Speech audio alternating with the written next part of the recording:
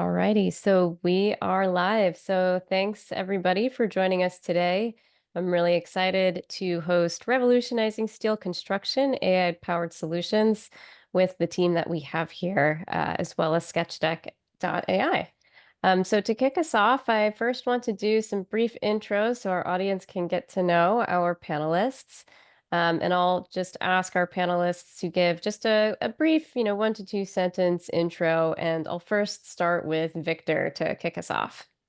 Hello, I'm Victor Garcia, owner of Flawless Steel Welding out of Colorado. We're a AISC fabricator and erector. Um, Been in business for about 13 years. Our next month will be 13 years. Congrats. Yeah. Happy almost 13th birthday. Thank you. Yeah. Teenager years. There you go. Yeah. Let's move next on to Justin. Brief intro to you. Hey, I'm Justin Earhart. We're a structural fabrication company out of the New Orleans area. We've been in business about 25 years, and me and my wife run this company after we purchased it from her family 4 years ago. All right. Thanks, Justin. Appreciate that. And Okay. then last but not least, Daniel, let us know a little bit about you.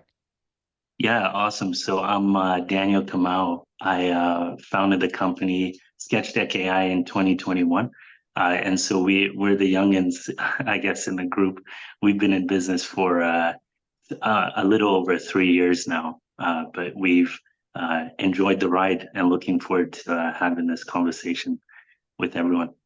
Fantastic. And then back to you again, Daniel. Could you expand a little bit on your founding story with Sketchdeck? Yeah, for sure. So I'm a structural engineer, and I worked as a structural engineer for 6.5 years. Then went back to school and did my MBA and MEng degree. While I was doing that, this was before ChatGPT and AI had become mainstream. And I started getting exposed to AI machine learning and understanding how that would affect and impact different industries. So during that time, I started thinking, how could I merge my passions for the construction industry and my passion for technology? And so I started off actually trying to solve some of the problems that I had as an engineer.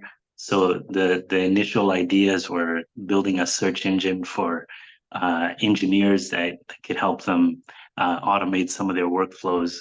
But it turns out that engineers aren't as motivated to to solve some of those problems as some of the other folks in the industry. And at some point in between that journey, that's when we turned to steel fabricators, and we found out that there were quite a few pain points that were extremely important to their business that were important for them to solve. And so we joined with a group of early fabricators who essentially were willing to come on even before product existed, and it was just an idea. And so that journey has led us to when we connected with Victor and Justin and started working with them.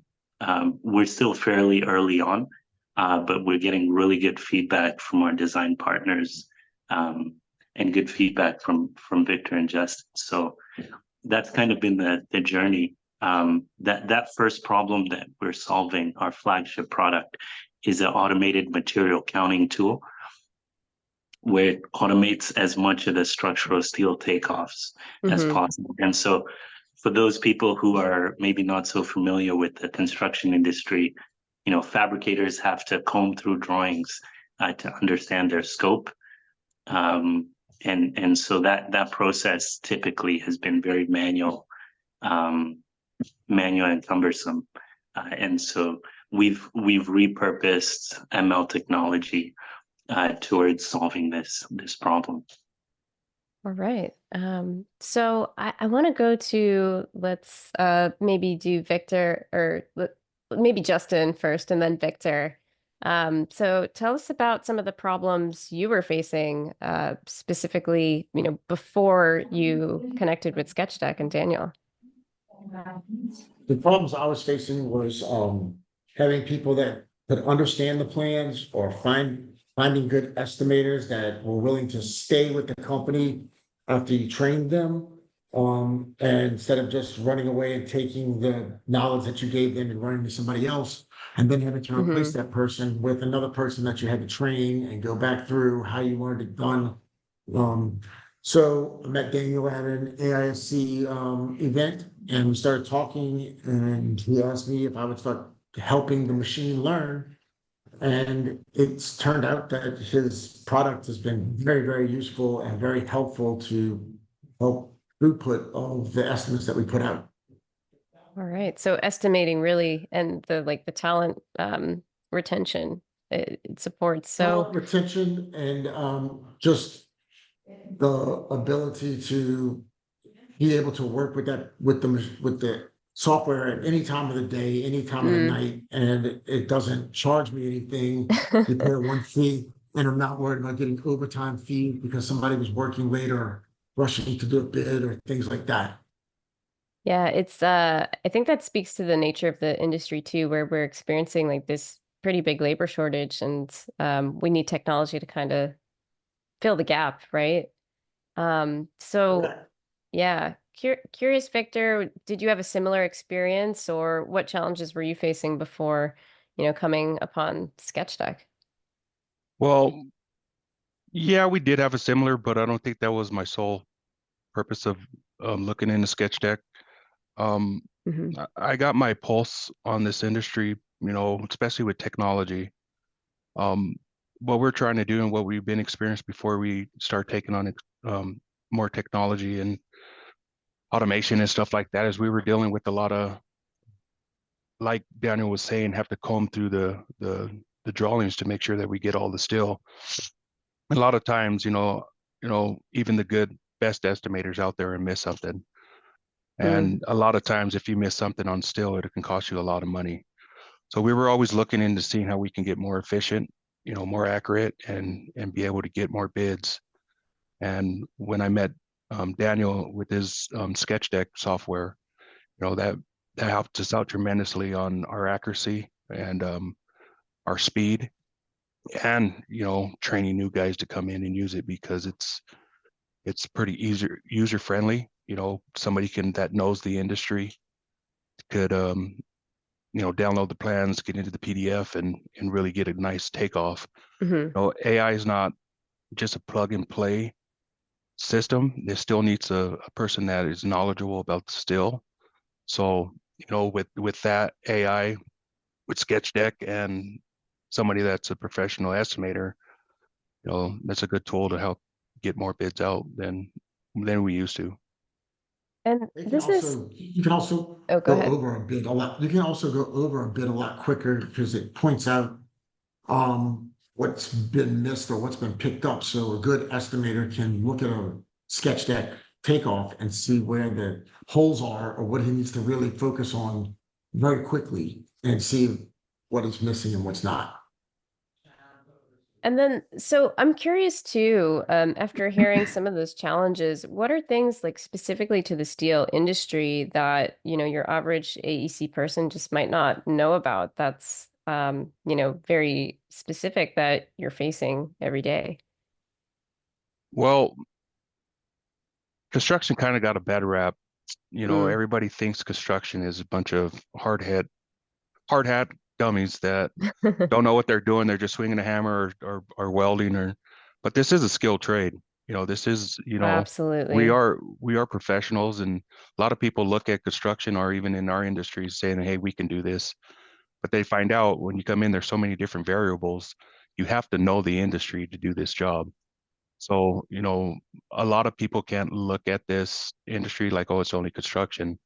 I think that it's more complex, like Daniel will know with the connections on the engineering side.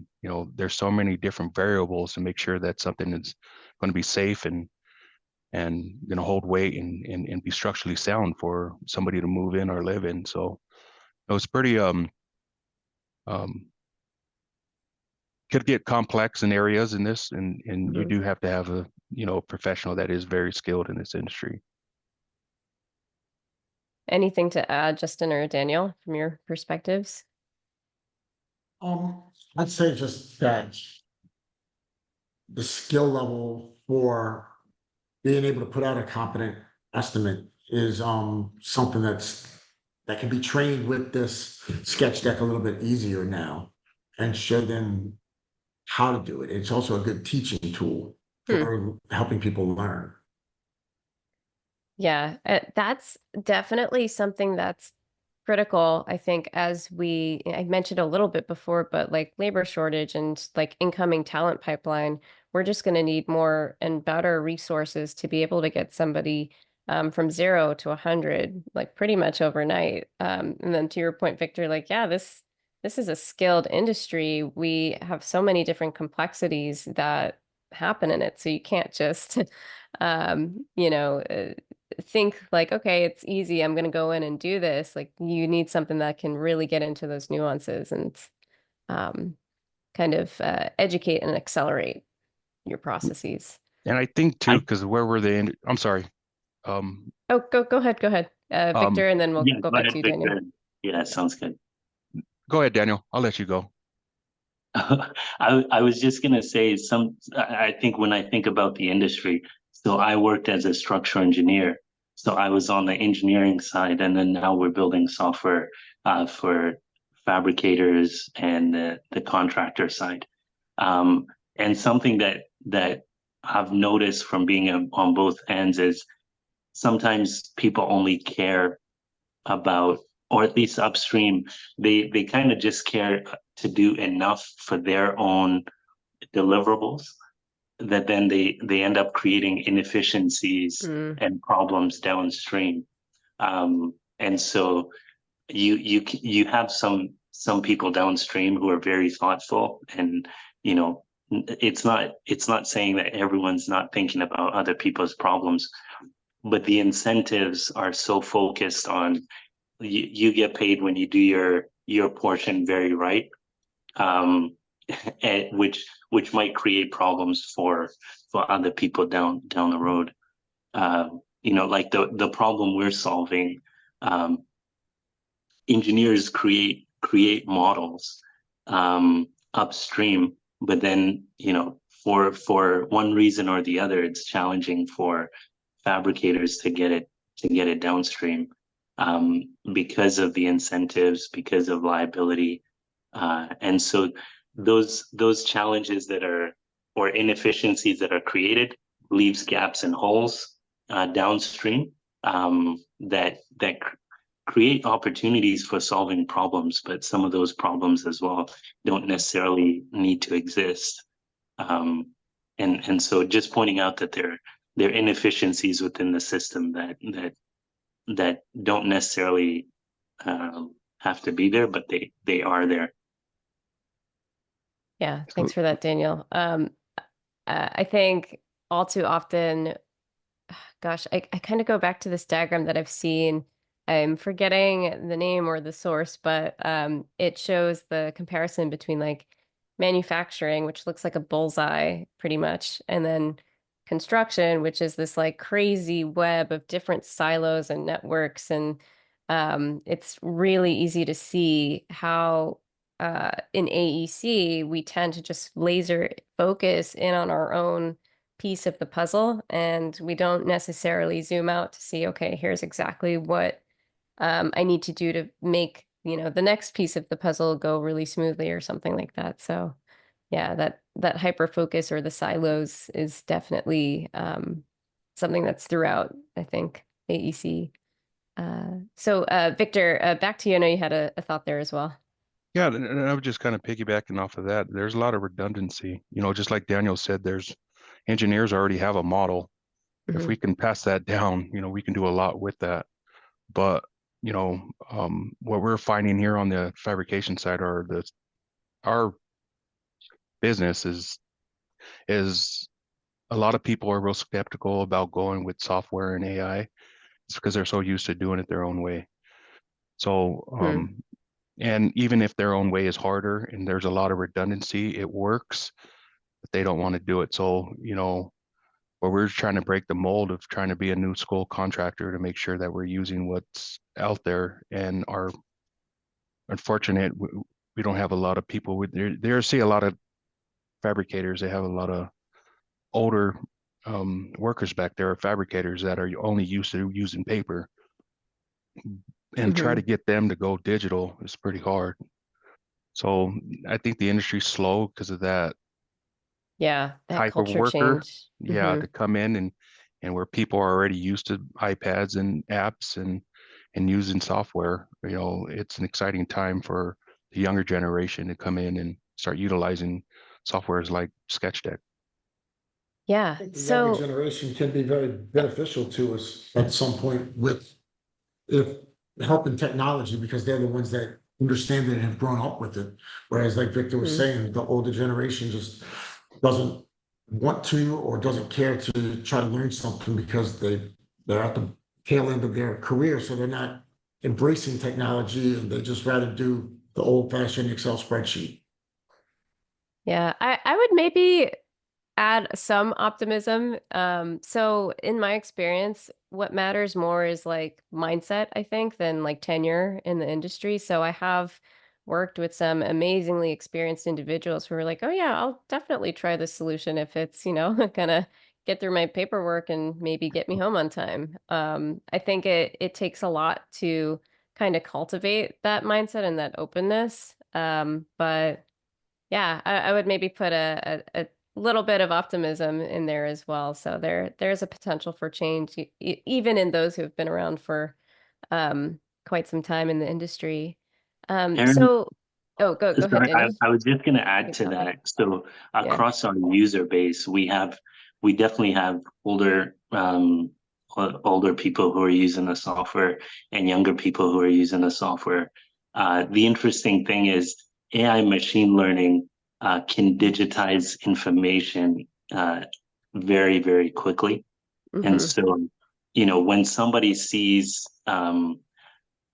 for example, our software is combing through drawings, something that would have taken, a couple of hours, a few days, and that's happening instantaneously. You can see them take a step back and say, okay, I got to Right. get my hands on this, or how can I learn? How can I deliver value? So there are challenges for sure, but there are people with that mentality that are really asking, is this actually going to solve my problem, or am I just move using software just for the sake of using software?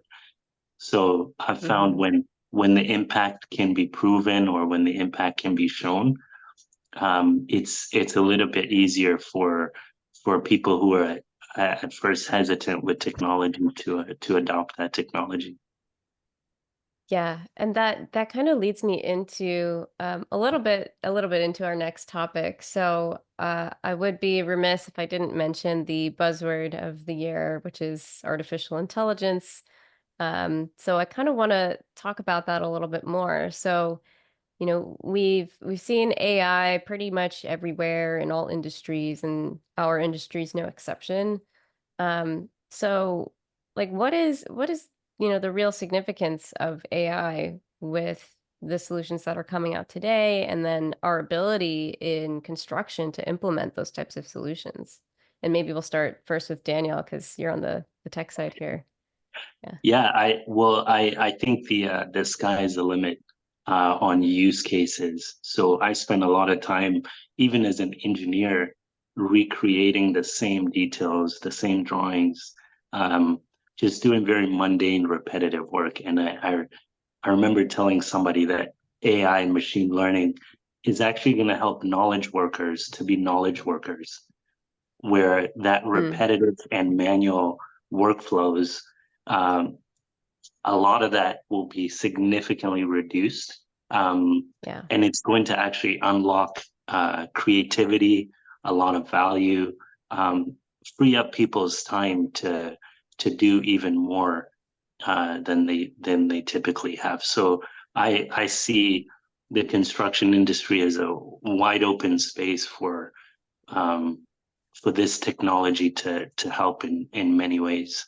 And go back to what you just said before, moving to knowledge workers. Can you say that one more time? Yeah, yeah. Essentially, it's I think AI is actually going to help knowledge workers or skilled workers be knowledge workers and skilled workers.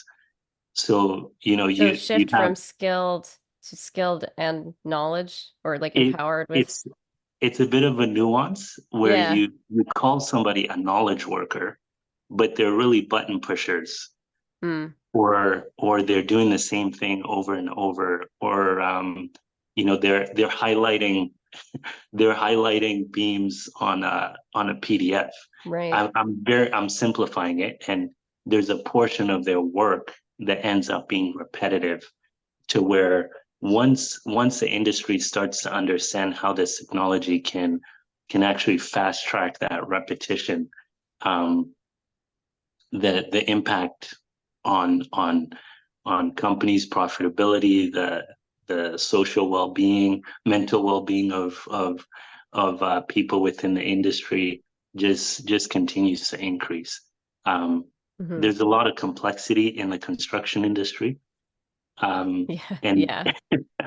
and some of the repetitive and manual tasks get in the way of actually dealing with the complexity and the nuances. So, one thing I do want to share, since we're a little bit of a ways into the discussion, for our audience members out there, if you add in any comments or questions into the chat or the comment box, we will be able to pull those and ask those live and get you some answers. So please do use the comment feature to ask any questions that you might have for our panelists. So I want to go back now to both Justin and Victor as well. So from your perspective, being on the building fabricating side, what is significant about AI solutions for your organizations today? For me, I guess being a small business and a smaller company, AI is allowing me to work more on the business and hone in the actual business than being in the nuts and bolts of doing an estimate. I can still get the estimate out, but still leave me a greater amount of time in my day to focus on my business and the problems that the shop may be having or how to solve those instead of sitting in front of an estimate for 10 hours, Yeah. and not being able to pull away from it. But also at the same time, it allows you to get more estimates out at a quicker pace. And our customers are giving them to us with less time on the due dates. So they're not giving you as much time to study the plans and be in the plans as was normally given, as I've seen given, where you have 3, 4 weeks, and now they're giving you 8 days, 10 days, and they want a bid turned back in. Hmm. So Hmm. it's allowing it's allowing me to expand my capabilities while also still working on the business where that sometimes gets neglected, being a small business owner. Right. It's we're one dealing with complexity in the industry, and then two, we're also dealing with increased constraints. I think we forget, like, as we kind of evolve in the industry, our expectations for almost real time everything has just kind of gone up and through the roof. So yeah, it's a good good thing to keep in mind. Victor, anything else to add on that for AI solutions and what's been, impactful or significant for you guys? Yeah, and, I'm kind of looking to seeing what the future is. I know it's AI is really helping out with the redundancy and a lot of the stuff that we were doing. But what I'm looking forward to is, AI is only as smart as the data that you're giving it. And the more that us professionals are putting it in feeding, companies like Sketchdeck and it's learning how to be more efficient as we're growing. And it's so new. It's like a gold rush of technology in construction right now. And AI Yeah. is so new and we just don't even know the potential of what it has. And right now it's just, yeah, the beam counting, but it's so much more than that that is coming out. And it's just, correct me if I'm wrong, because I'm not a tech guy, but AI is a learning model, right? It's the data that goes in, Hmm. that's what comes out. So the more data that we keep feeding and feeding, the more accurate that we're going to get and more efficient on our side. So that's what I'm looking forward to. You Yeah. know, I would add the more good data we feed it. yeah, So I think about it as a super fancy calculator, garbage in, garbage out, but good data in, really, really good data and really cool capabilities out. So yeah. We do Yeah. have a really good question in the chat if nobody has anything else to follow up on. sure. Good. Okay, cool. So this question is, I'd like to hear more from Victor and Justin on how helpful the technology is. How long did it take you to trust the system? How long would you say it took to get adjusted to using the new system? For me, the trust the trust starts to build in this technology very quickly because you get an instant result of highlighted beams with their sizes, so you can see that you can see the progress. I've been with Daniel for almost a year now, and you can see from before where you didn't, it would pick up maybe miss 5%. Now it's down to missing like 1%. And if everything's done properly, you can go and check over the page very quickly. And so the trust level came very quickly that it's doing the right job as long as the information is on the plans and it's not left ambiguously to what a steel fabricator should be picking up or shouldn't be picking up. It's taking everything that's detailed and you see that very quickly. Yeah, I can agree with that. It didn't take us very long, you know, to use Sketchdeck. We got on did a demo with Sketchdeck, and I think it took us about a week to get us used to getting a different process of going. But once we got the process going, we adapted pretty quick. So I agree with Justin that it wasn't something that was really cumbersome. You know, it was something Yeah. that Victor, we really got to pick up pretty quick. I was just going to follow up, Victor. I remember you telling me about Solar testing out the software, and he uploaded a drawing, and you were expecting it to take, I can't remember how long, but it took a fraction of that time. And you were kind of, maybe could you share a bit about that? Do you recall that? I know No, it's but a I while. know I know when I was getting the bids from Solar when he was going through them and how fast he was getting through them, and then I was doing the accurate checking the bid. Um, I don't recall that, but I know my experience of what we have done in the beginning, and when Yeah, Solar was testing it out, and I know how long it takes to do takeoffs, and the amount of takeoffs that he was doing and how fast he was. It was an eye opener for us. And then I had a follow-up question too on the trust thing. So a lot of times, I'll see, some people get frustrated. Oh, the data or the output that I got back from the AI was totally off, or, it's hallucinating or something. Um, and then one of the ways that people kind of get around it, they obviously are being sure to have a human come in and double check and make sure that it's actually a quality output. So, do you have that, set up in your processes where it sounds like you do, Victor, based on what you just said, of just going back and then essentially your role is shifting to just QA, QC some of these outputs, um, instead of, either just blindly trusting it or, taking a lot of time to not to kind of go back to the old way of doing it. In the beginning, I was very skeptical because I was like, "There's no way that it could be Hmm. this dang fast and that accurate."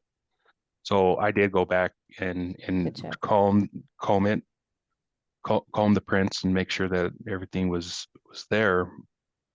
And we still do that. We just don't want to send out a bid because Hmm. Hmm. it's a plug and play. It's not there yet.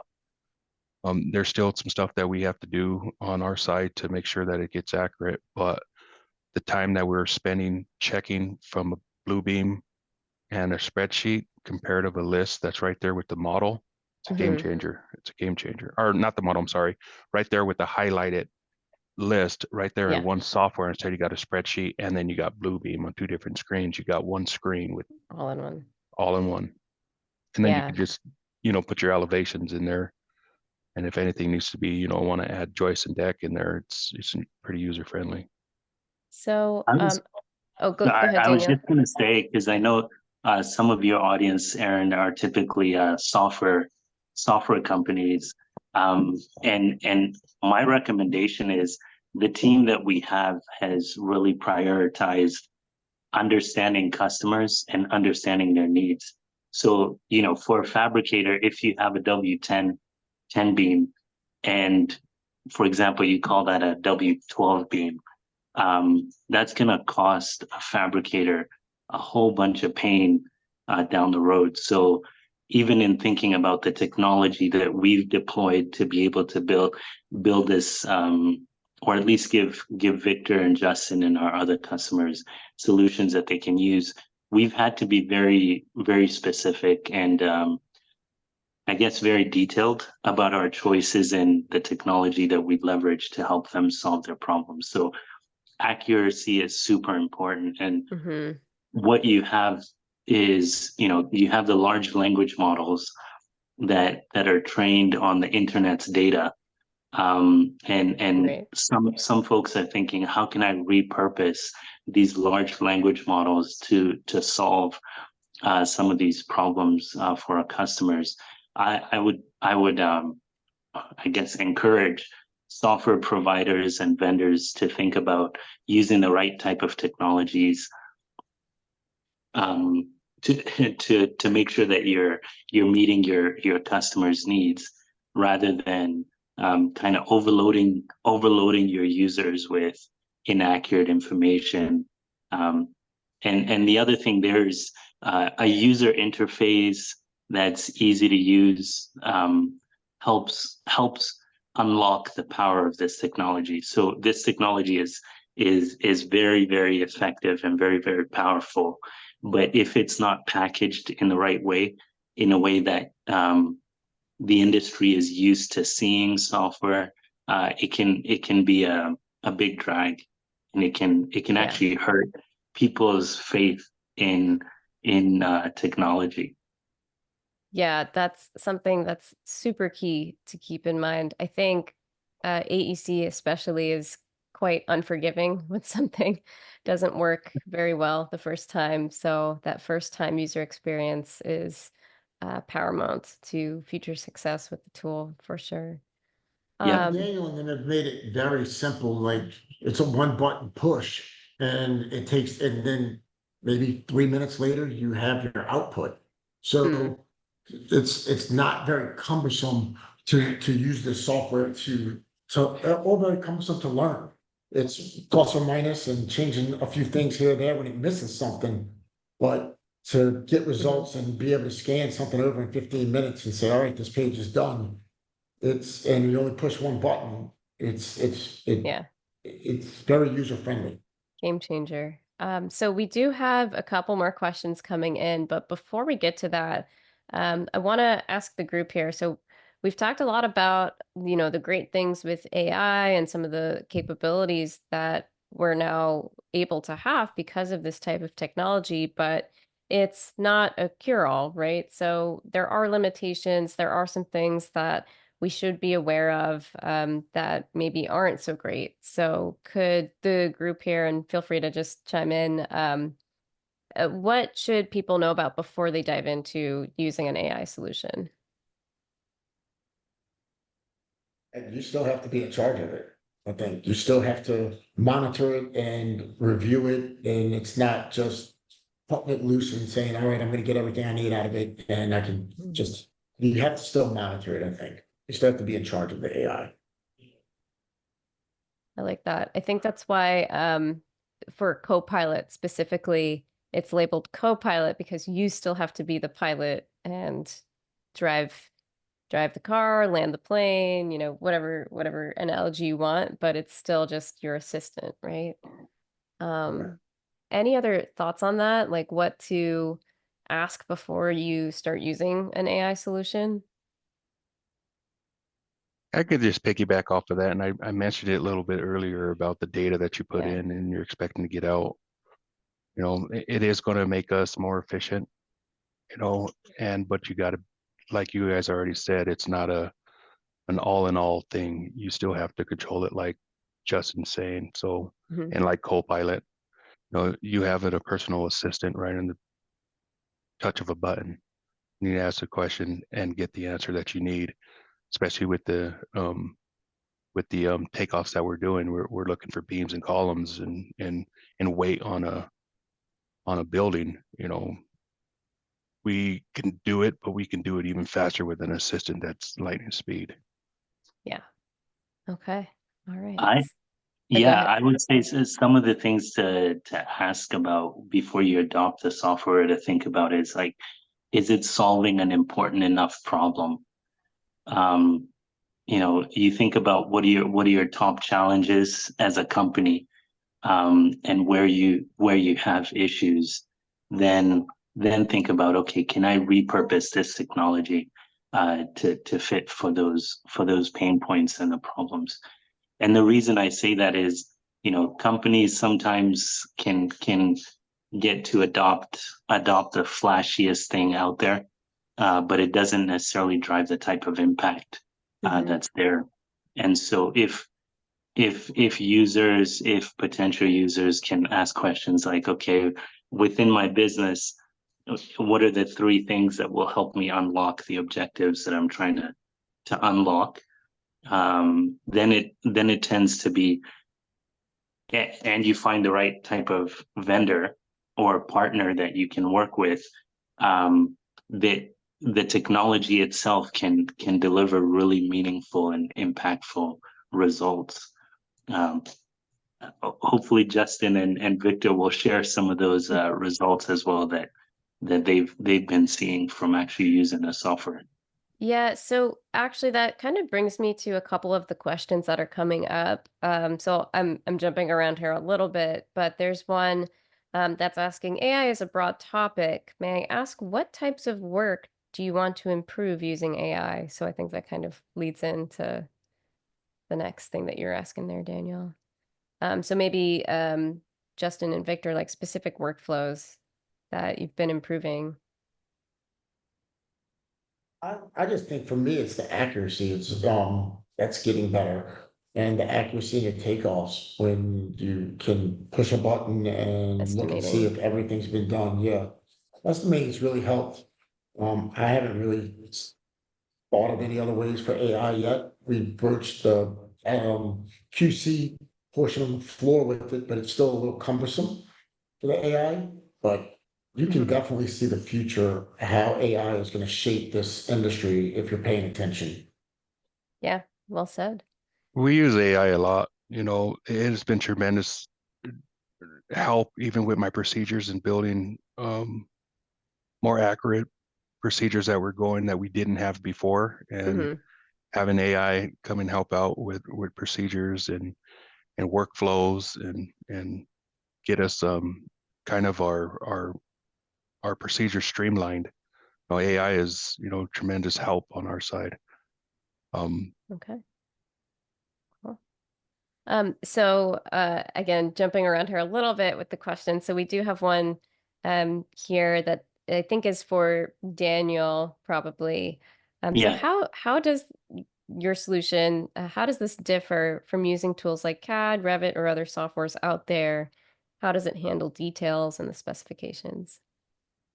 Yeah, that's a good question. For AI software is typically doing the work. And so, if you're using, let's say, CAD or Revit software, um, what you're doing typically is recreating, let's say, information from drawings and recreating that in a 3D environment, potentially.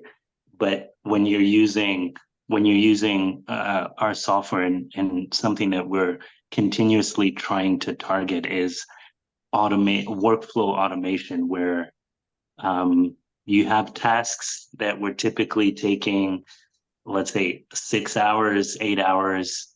Now that time is reduced down to, excuse me, that time is now reduced to 1 hour or 2 hours. So you can have significant time savings. Now it's when I say it's doing the work, it's not doing all the work, but it's doing the manual and repetitive Yeah. parts of the workflow, which is quite different. And then Justin alluded to this a little bit, where the software also learns over time. And so the benefit of AI software is the software that Justin and Victor were using, or other customers were using last year, is not the same level quality of software that they're using this year. And so if last year it had a lower accuracy in some areas, this year is going to have a much higher accuracy because of the work that the estimators have put through the software, and some of the changes they've made. So that's what's different about AI software versus traditional software tools that are out there at this time. All right. And a follow-up question to that. So a lot of good stuff coming in here. Will you make your model available via API? Yeah, so that's something that we're working on. What's helped us deliver the type of impact that we have delivered is being focused on customers and what customers have asked for. And so the way customers consume or use the software right now is through a cloud-based web browser. And so the need for an API hasn't quite come. But that's anything that can help us reduce the friction in how customers are using the software is something that we're gonna do. Like, I can comment as well on a lot of fabricators use Tekla. Yeah, Fab it's 3. funny you mentioned that, because literally as you say that, I just saw another question pop up. Will Sketchdeck interface with Tekla? Okay. But Yeah. continue. Yeah, right now it's essentially a CSV output from the software that takes the bill of materials, or the estimator has to take the bill of materials and then port that into Tekla. And so Tekla has an easy way of uploading CSVs. But in the future, I can see us integrating more seamlessly to where it's a click of a button and those changes port right into Tekla. We haven't started working on that aspect yet, but we are Tekla partners, and so that's something that I look forward to working on, to help ease people's problems and challenges while they're doing their workflows. And so whether that's Tekla, Strumis, Bluebeam, some of the other tools out there, we definitely want to make it easier for customers to do their work. An exciting time to be in the industry. And this To feedback on what they were saying, yeah. Erin, is we don't really they don't share the 3D model, the Revit, the Tekla model. Usually when you're estimating, you just get a 2D set of plans. So we don't get that portion in the fabrication. We end up creating a whole nother model because, like Victor had said, or y'all had said, that they don't want to take the risk of sharing their model with us for fear of something being missing. But it's still usually missing on the 2D. But for some reason, they feel that if they give us plans to look at and they miss it, it's on us. But if they give us a model at the bidding time, then it makes it harder. And I don't understand that portion of it. The model is drawn. It should be, if it could be shared immediately, then the solution to getting some of these problems would be a lot easier. I think that probably ties back to ultimately like contract structures, I would hazard a guess, which is why we're kind of stuck with so far in most instances with the 2D instead of being able to have the asset of the 3D to be able to fabricate off. I have seen some very rare examples where it has been done, where the 3D coordinated model is approved, I guess, technically through like a specific contract structure or something. But it's very, very rare. So, yeah.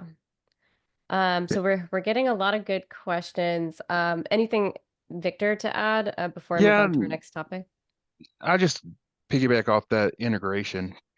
Yeah. Integrating with the model is going to be a game changer, especially using Tekla, especially Mhm. for us that are already modeling and then doing the redundancy of the takeoff.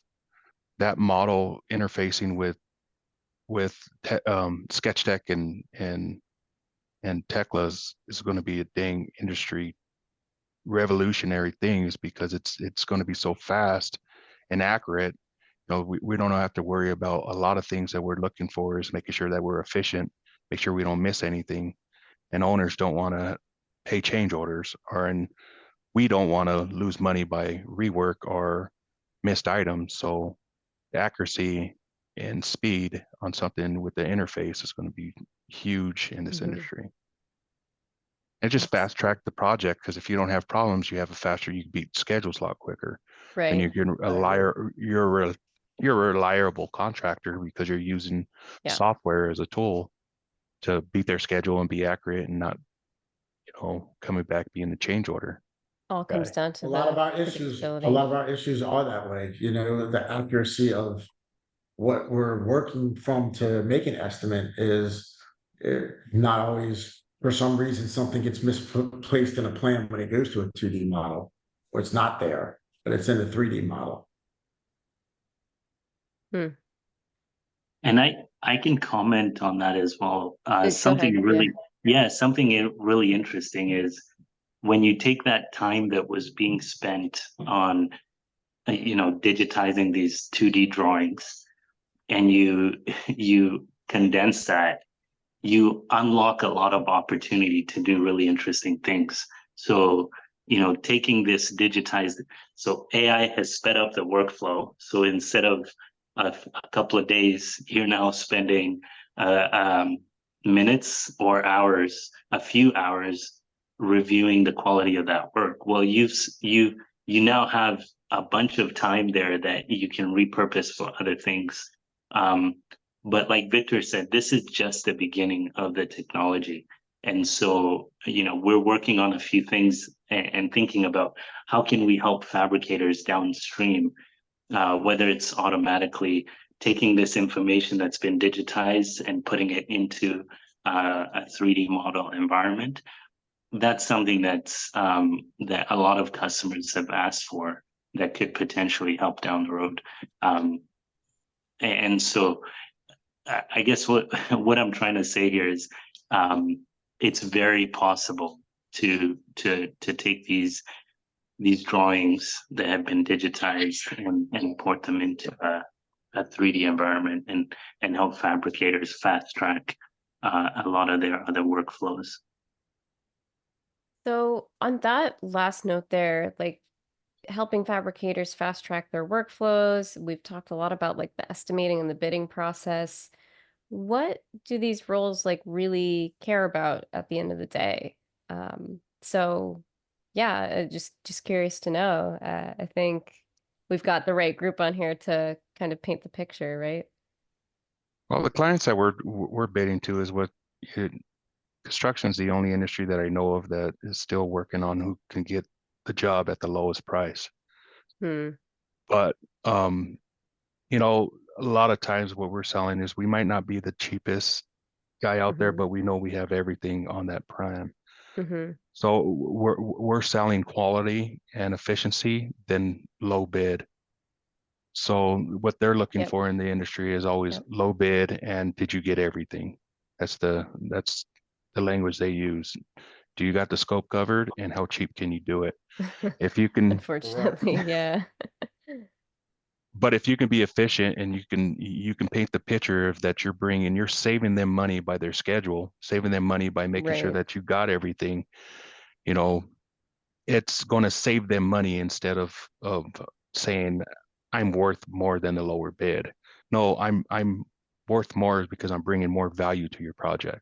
Right. It's that predictability factor. Like, hey, with us, no surprises. We Yeah. know I agree. And if you we've can got it tell covered. them that you've, if you can paint yourself in the position where you're using the software and you don't have to worry, my quote is good. It covers everything that is detailed.